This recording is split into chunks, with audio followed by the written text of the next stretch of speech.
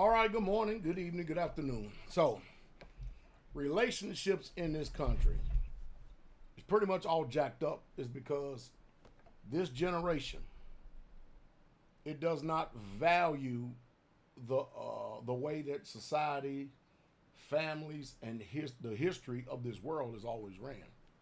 And of course, they're selling a lot of people a bill of goods, so-called quote unquote trying to liberate people. And this comes off of the heels because I was talking to a brother, and his brother said that his wife said that how is she not submissive and obedient when she does everything that her father says, when she's submitted to her father? I go,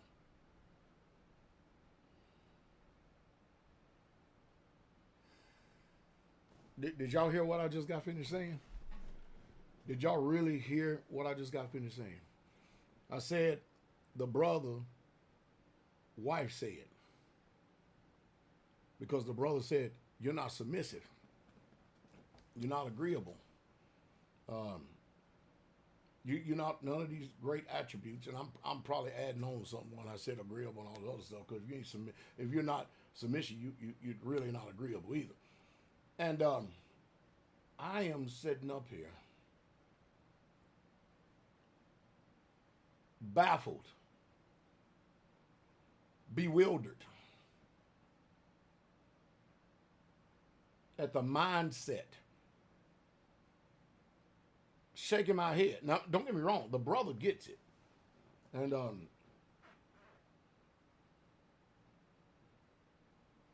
that's why he had to give her a bill of divorce. But she says, how am I not submissive when I submit to my father and I do everything that he says? I'm still, I know many of you are probably in the same category, like, what the is going on? Well, let me tell you something. You see, in the beginning,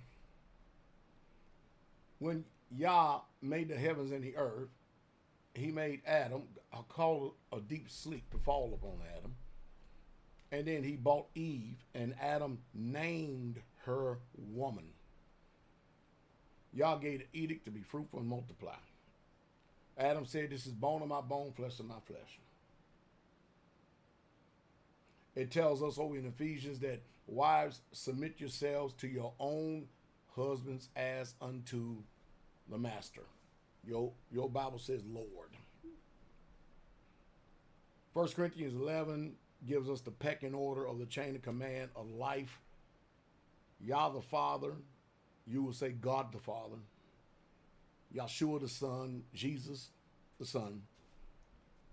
Man, husband. Woman, wife, or woman, Peglish, or woman, any one of these designations, and then children. Nowhere in the whole of the Bible does it teach a woman that once she leaves her father's and mother's house and she goes over and she joins to her husband. Of course, the woman is the one who's joining to her husband. The woman is leaving father and mother, coming over to his house. Now she's changed authority. Now she is to be submissive, agreeable, encouraging, make sure that she's there to help this man accomplish his mission. She's there to bear seed, bear fruit for this man, and help him to build his house, because it takes a wise woman to build a house, but a foolish woman will pluck it down with her hands, and this is a foolish woman. Where does this manner of satanic doctrine come from to where a woman believes that when she gets married to her husband, she's under the authority of her father? No, your father is not in the chain of command no more.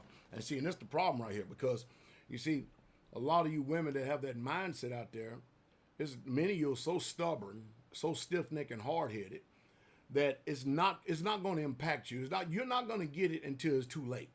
You're not going to get it till the blood drains from your body goes cold, your breath goes out of it, And you're going to be standing before the king, and he's going to say, why didn't you submit to your husband? And you're going to tell him this chaotically insane doctrine that I'm submitted to my father. Y'all in a bad way. No wonder homes are dysfunctional today. No wonder. No wonder you can't seem to get a victory in anything today with that kind of chaotic mindset. And you can look all over the internet right here.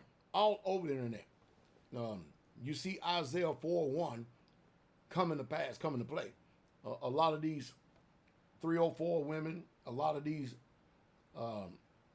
women that haven't had much experience, a lot of these women who have had their whole mindset and composition changed because of too much DNA inserted in them. A lot of these women that are not submissive, agreeable, but rebellious and stubborn and stiff-necked and stout-hearted and think that she has equality with the man when the father clearly says, this is your wife. You understand that? Woman, that your husband is your head and he will rule over thee. See, the Most High intended all this to be patriarchal from the very beginning, not matriarchal. And what we're looking at today is we're looking at this satanic society is trying to put the woman on equal footing. Now, we may all be on equal footing concerning salvation, but they're still in order.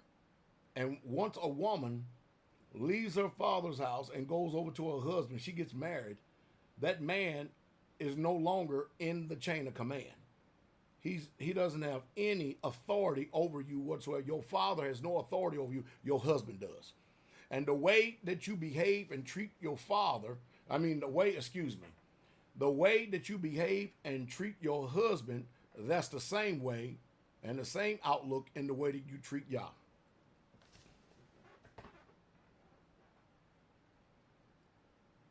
It's kind of hard in this generation to find a virtuous woman whose price is far above rubies. It's kind of hard to find a woman in this generation that will obey the scriptures and does what it says and be a chaste keeper at home. It's kind of hard in this generation to find that Proverbs 31 woman because ain't nobody trying to be like it. They're trying to be secular, worldly, evil, and devilish. They're trying to think that they can allure, and they out there alluring too. I've seen people lead the ministry, and they try to use as a catalyst that there's something wrong. And you can't never define what something wrong is, and then you give it a few months, you'll see what's wrong. They out there with their makeup and they glamour girl on, and they always take face shots too. They never take body shot, whole body shots so you can see them. And then they put filters on. They got weave in their head. They got lipstick on and everything, looking just like the world. And you can't even ever tell that they even had a relationship with Father. With Yah, I keep telling y'all, this is a falling away. And this is the age of rebellion. And I think the father, that man actually got delivered from that woman. I don't know if he would accept her back or not if she comes to her senses. I don't know. You got to actually count the cost. Life is short. Do you really, truly want to go through that type of stupidity? Do you really want your children subject to that kind of mindset? And the woman's supposed to be the first line teacher. The wife's supposed to be the first line teacher. You can only imagine what would be taught to a man. Can only imagine what will be taught to his children when you have a woman that is contrary to you, that's not trying to help you build. She's trying to help you be a thorn in the side. It's amazing because a man, when he gets up in the morning, he has to turn around and fight the world, fight the system. He's got all kind of fight in him all day long and stuff he has to put up with, and then only to come home and then have to get ready to ring the bell and fight again on another front. It's nonsensical. It makes no sense whatsoever at all. It shouldn't be that way. A woman, a wife, should be a man's peace. She should, because as he goes, you go. And hey, what does the Apocrypha say? If she doesn't go as you would have her to go, then write her a bill of divorce and then put her away. That's what the book says. Regardless of what these preachers that like beating the pulpit, screaming and hollering behind this camera, and then the sanctity of their little church out there and stuff, they pick and choose which battles they want to fight. They don't want to debate me on this subject. Never will do it, because I'll lambaste them with truth. And it's sad. No, everybody's not going to hear. No, everybody's not. Everybody's just simply not going to hear. But that's okay. It's all right. But I know one thing. You cannot help natural retardation, but I tell you, spiritual retardation, to where you can't read this book and comprehend if you say you're submitted to the Most High, it's sad. I tell you, man, I would really think really twice. Yeah, you give people chances. You give people chances, man, but man, you go to so many admonitions and stuff, man. Sooner or later, you got to figure out that as a tree falls, so shall it lie. This ain't going no farther than this. With that kind of mindset, how am I not submissive if I'm submitted to my Father? And you are a married woman, a covered woman. Wow. Man, I wonder what the Most High is going to say about that.